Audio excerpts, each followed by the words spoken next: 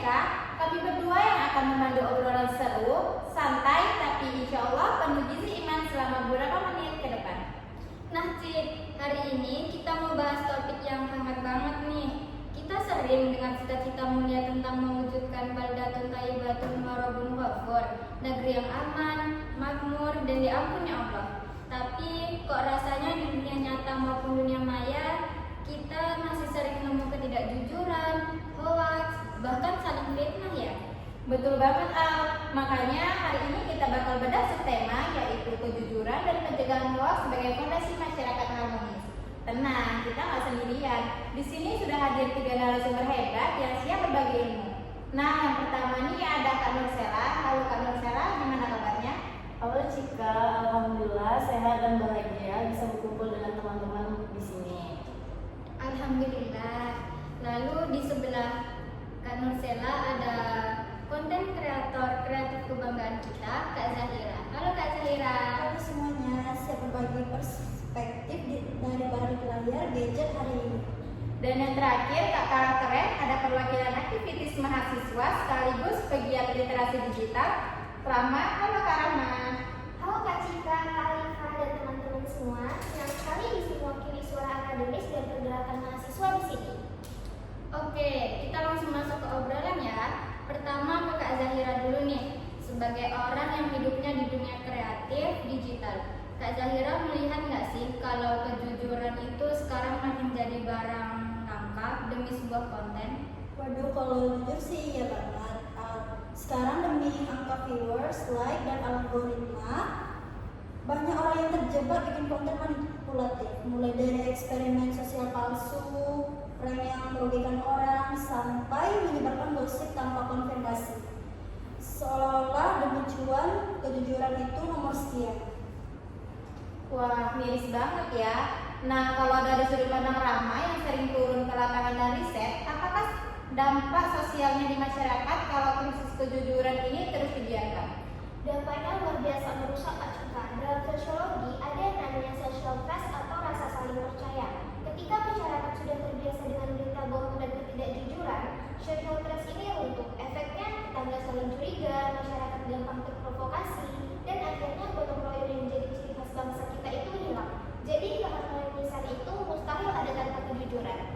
Luar biasa analisisnya Kak Nursela. Melihat fenomena krisis kejujuran ini, bagaimana Islam meletakkan nilai kejujuran dalam muamalah duniawiya kita? Barakallahu fikum, teman-temanku sekalian, dalam Islam kejujuran bukan sekedar etika sosial, tapi cerminan Islam kita kepada Allah. Rasulullah SAW bersabda, hendaklah kalian berlaku jujur, karena kejujuran menuntut kepada kebaikan dan kebaikan menuntut ke surga. Sebaliknya, dusta menuntut pada kejahatan. Ingat, masyarakat yang harmonis itu tumbuh dibangun atas dasar rasa aman. Rasa aman hanya akan lahir dari jika setiap individu merasa bangganya jujur, pandangannya jujur, pimpinannya jujur. Jadi, kejujuran adalah kunci pembuka keberkahan bumi. Tuh, dengerin guys. Nah, sekarang kita geser ke masalah hoax dan fitnah di medsos ya. Ini kan bentuk ketidakjujuran modern. Rahma sebagai aktivis literasi, gimana cara paling efektif buat kita mendeteksi dan menghentikan hoax ini? Kuncinya ada pada rumus tabayun digital. Sederhananya pakai prinsip 3S, saring sebelum sharing. Pertama, cek sumber beritanya kredibel atau tidak. Kedua, jangan cuma baca judul yang bombastis. Ketiga, tanyakan pada diri sendiri, kalau saya sebar ini ada manfaatnya atau malah bikin gaduh? Kalau bikin gaduh langsung hapus. Setuju banget. Nah, untuk Kak Zahira sebagai pembuat konten, gimana cara mengedukasi netizen biar nggak gampang kemakan fitnah, tapi lewat cara yang seru dan asyik? Kita harus lawan konten negatif dengan konten positif yang kreatif. Anak muda sekarang kan bosan ya kalau dinasihati secara kaku. Jadi kita bisa bikin konten video komedi singkat, infografis estetik, atau parodi tentang bahayanya hoax. Kita tunjukkan kalau peran itu adalah saat bisa kita kritis dan jujur.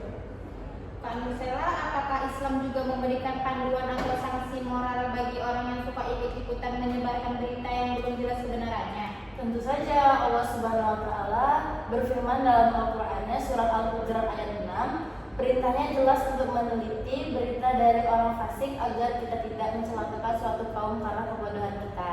Ingat, jempol kita di media sosial juga akan bersaksi di akhirat kelak. Satu klik share pada berita fitnah, dosanya akan terus mengalir selama fitnah itu dipercaya orang lain. Sebaliknya, menahan jempol dari menyebar kebohongan adalah ladang pahala muamalah yang sangat besar di era yang sekarang. Masya Allah, obrolan kita padat banget ya hari ini. Mulai dari pentingnya menjaga sosial trust dari Rahma, pentingnya konten edukasi dari Kak Zahira, hingga fondasi syariat yang kokoh dari Kak Marcella. Betul banget. Ternyata menciptakan masyarakat harmonis yang dicintai Allah itu harus dimulai dari komitmen kejujuran masing-masing kita, baik di dunia nyata maupun digital. Sebelum kita tutup, silakan dari masing-masing narasumber memberikan satu kalimat penutup atau pesan singkat untuk penonton. Mari hiasi muamalah kita dengan kejujuran, karena dengan jalan menuju surga diringankan dan berkah dunia diturunkan. Sharing sebelum sharing, stop bikin dan konsumsi konten settingan.